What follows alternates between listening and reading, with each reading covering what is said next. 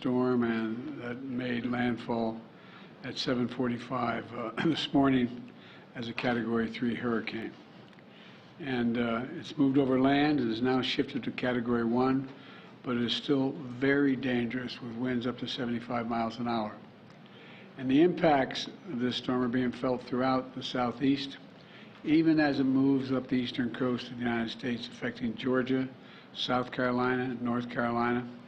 And we have to remain vigilant, and there's much more to do. I just came from the Oval Office where I met with the FEMA administrator, who's standing to my left here, and our federal response folks.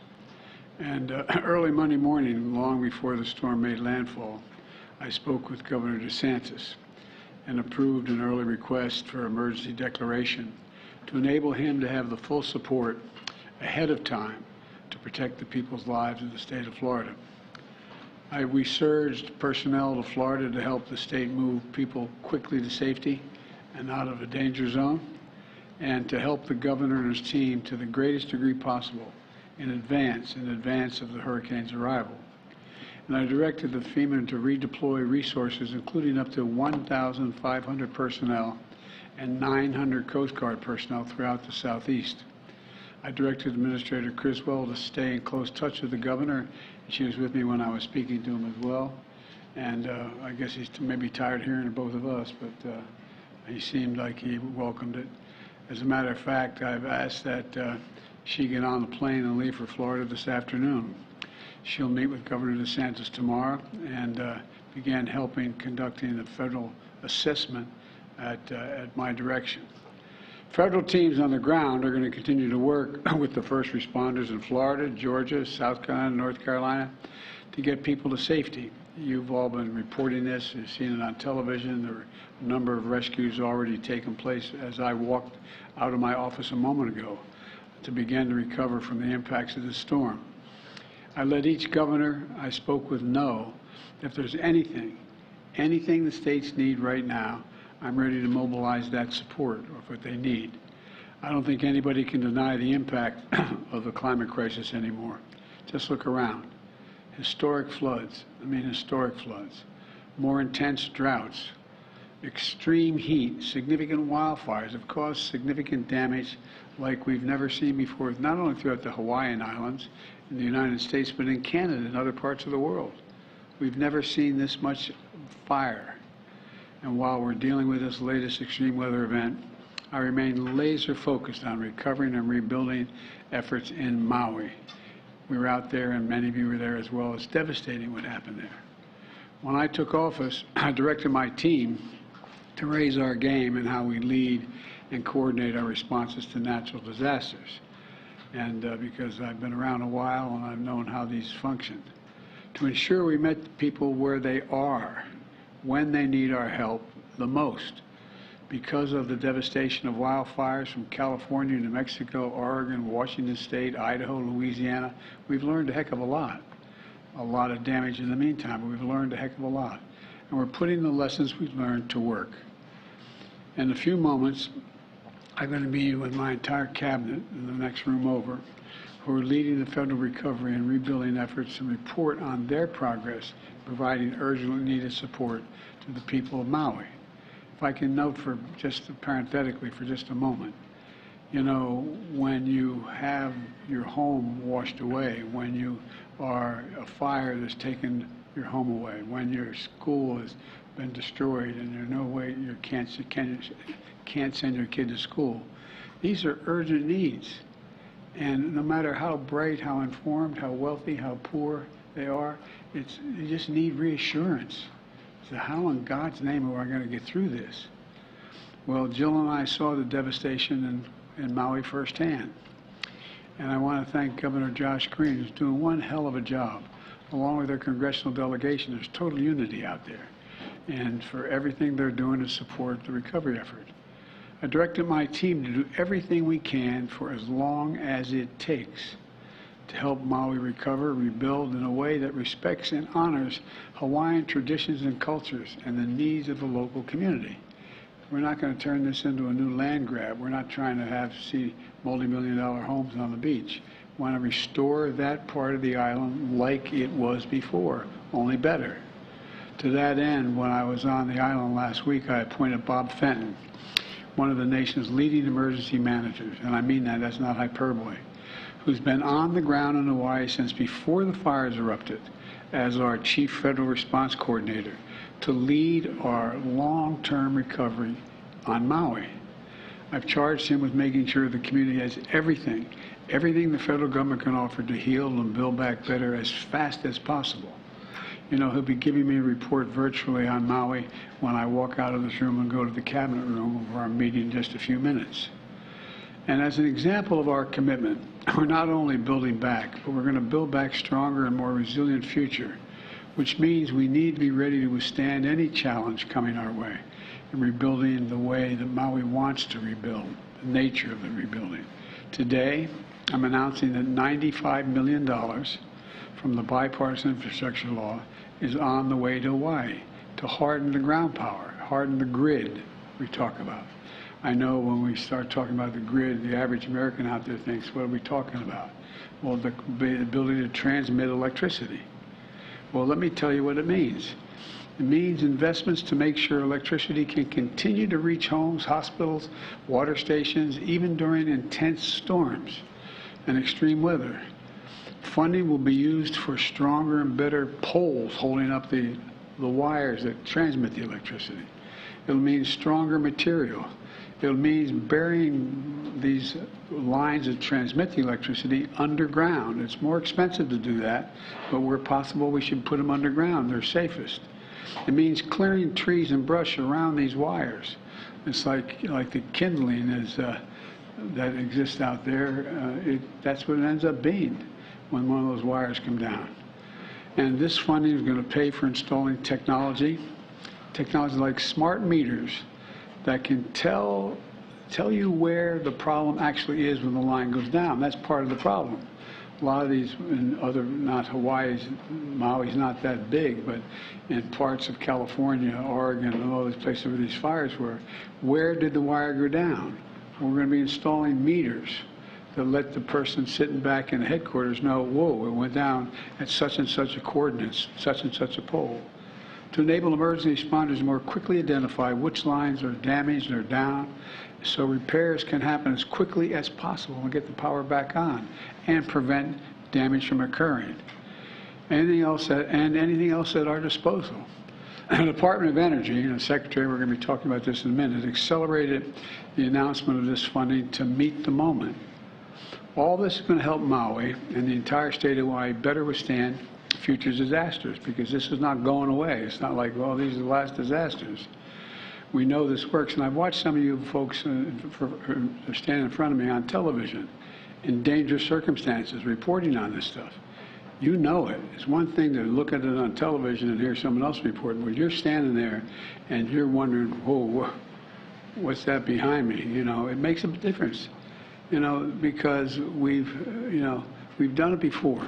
Look, under the Obama-Biden administration, we invested hundreds of millions of dollars in the state of Florida, replacing wooden power poles and steel poles, and we buried these electric lines. Well, I wonder what would happen now if we hadn't done that. I'm not sure what, but the point is we did it. It helped them withstand and recover from disasters more quickly than they otherwise would have. So it works. It costs a lot of money, but it works, but it saves a lot of money long term. When Jill and I visited Maui last week, we saw firsthand the magnitude of the loss. Your lives have been dramatically changed if anybody in Maui is listening. You've lost everything. I mean, they lost everything. And we're doing everything we can to move heaven and earth to help you recover, rebuild, and return to your lives. We've already have dedicated $24 million to removal of hazardous material left behind in the fire's wake. There's pollution that is in that material. A lot of that you just can't go in and take bulldozers and clear it all out. You got to take the bad stuff out. You got to take out the polluted, the dangerous stuff. And once we've done that, we'll be able to remove all the debris. But it's going to be frustrating as the devil for people. They say, why can't I go back? Storm's over. Why can't I go back and look and see if I can find that wedding ring, or I can find that album? Can't find that thing that I've lost in the house. It's really tough. really, really tough. I didn't know anything like that, but lightning struck my house. We had to be out of that house for about 7 months while it was repaired because so much damage was done to the house and half the house almost collapsed. You know, and you wonder what's going to happen. We've already dedicated $400 million to pay for the debris removal. Once we get the toxic stuff out, to take all the removal, and the federal government's going to pay for that. The state is not paying for that. And we're going to dedicate more if necessary. But I want to be clear with the people of Maui about what to expect. The work we're doing is going to take time, in some cases a long time. We're going to do it in a way to make sure we're respectful to the wishes and the traditions of the people of Hawaii as well. The process of removing hazardous material and cleaning the environmental damage means folks can't get back in the area right away. The start of school has been disrupted. It's painful. I get it. But what can I tell you? The one thing I can tell you is that we're going to be with you every step of the way. We're not walking away. When Jill and I visited, we were struck by the absolute courage of the people there. People who lost loved ones, lost everything. People are just trying to find out whether the ones they lost. Are they gone? Are they dead? Are they missing? Or are they just not accountable? Where are they? They've lost everything. Everywhere we turned, we saw and felt the aloha spirit. Neighbors helping neighbors. I mean, I know this sounds kind of corny, but it's true.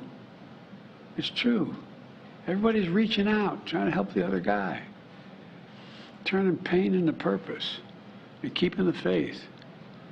I've directed my administration to continue working with urgency and focus to help the people of Maui on their journey of recovery and healing. And we're going to make sure you are healed and you're in better shape than before. I said when I was on the island last week, we're not leaving until the job's done. And we'll be there as long as it takes. I know there's a lot of questions you probably have. I'll take a few, but I have a cabinet meeting coming up right away. Yes. Mr. President, can you assure Americans that the federal government is going to have the emergency funding that they need to get through this hurricane season? The answer is, if I can't do that, I'm going to point out why. How can we not respond? My God, how can we not respond to these needs? And so I'm confident, even though there's a lot of talk from some of our friends up on the Hill about the cost, we got to do it. This is the United States of America. Yes.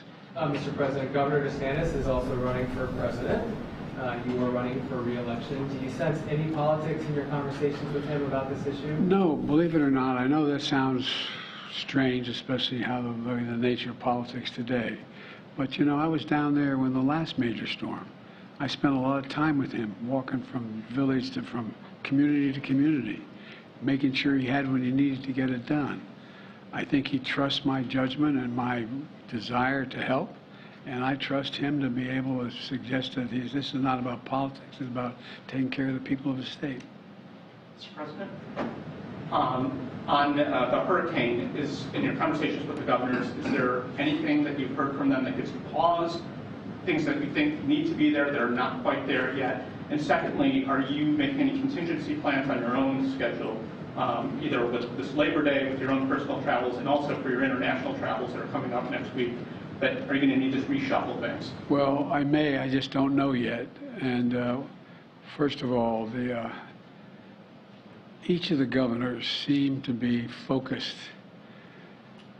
And I think what's changing, particularly the governors from North South Carolina as well as Georgia, is there wasn't an anticipation that it'd be moving up the coast. They were hopeful, and initially it looked like it was going to go further east and not affect them. So I think they're all in the process of rapidly focusing on what may happen, what may not happen, and what I hope the people of those states listen to is the warnings when they come from I mean, a lot of it, they may not see 130-mile-an-hour winds coming through, but guess what? You may also be on the shore in low-lying area and have a 8-foot surge of, wind surge coming from off the ocean. But they've all been through it. The guy furthest north, Governor Cooper, is really focused on it. I mean, they all are, I don't mean to pick, but I mean, he is the least likely to have the most impact occurring on his shores. But it's a lot of low-lying country. I was joking with him. I mean, my state is, you know, when you have anything like a hurricane in my state, in Delaware and suburban and the eastern shore of Maryland, we're 3 feet above sea level, man. You know, you worry about what those surges do, and that's the same thing still happening in Florida, because you're talking about the high tide, low tide, adding 3 feet and so on. So I found them all to be laser focused on what their needs were, and I asked them, but I think they're reassured that we're going to be there for whatever they need, including search and rescue off the shore of the Coast Guard and Coast Guard helicopters and the like. Mr. President. Mr. President, I have a question for you about, we talked a lot about power lines and having stronger poles. I was curious, some power companies have talked about potentially shutting off power when there's sort of high wind incidences for vast parts of the country. And I'm wondering if you think this is sort of an appropriate response by power companies, or if you think that they should be working to sort of harden their infrastructure more than just ending power when there's a... I think both. Look, it's very expensive to secure these power lines, both in terms of the actual structure. You know, we look out there and you see these large towers carrying multiple wires, and the wires are like that thick, and they're carrying an awful lot of energy, and sometimes those entire towers come down. I am not expert enough to know when it's appropriate to shut down that line. And that's one of the reasons why I think having the technology to have these meters on each of these facilities tells you where the danger is. So I can picture, I'm getting beyond my expertise here, but You're talking about huge numbers of Americans suddenly not having power because well, the company makes a determination that... Well, but by the way, you know, we also know how many huge number of Americans have died, how many huge number of Americans have, for example, more forest has been burned to the ground since I've become, in the time I've been doing this, than the entire square miles of the state of Maryland. Imagine the entire state of Maryland burning to the ground. That's how much is already burned to the ground. So I think as we try to harden the capacity to transmit energy, it's not irrational to make a judgment that you may have to, in a certain circumstance, shut off the power. I just don't know enough to know the detail of how to do that. I mean, where that decision is made. That's why we're starting off. I was talking with Liz Sherwood-Randall, who handles this for me, about the need to put these meters along these so we know where the power is going down. You may be able to shut off parts. I just don't know enough to know that. Mr. President, are you concerned at all that a potential government shutdown would impact the recovery efforts? And what is your reaction to House Republicans who say that they're launching an investigation into the federal response in Maui? Well, I welcome a federal response in Maui. I think that they should go out and talk to every elected official, from the mayors to the governors to the United States senators to the congresspersons. I welcome, and once they go out and see it, then I'm sure they'll provide the money. Thank you all very much. Any concerns about your friend Mitch McConnell's health? By the way, I just heard, literally coming out, and Mitch is a friend, as you know, not a joke. We always, I know people don't believe that's the case, but we have disagreements politically, but he's a good friend, and so I'm going to try to get in touch with him later this afternoon. I don't know enough to know. Do you think he's Thank fit you. to serve and should run for the election? Are you running? I am not, sir. Okay, all right. Thank you. Thank you.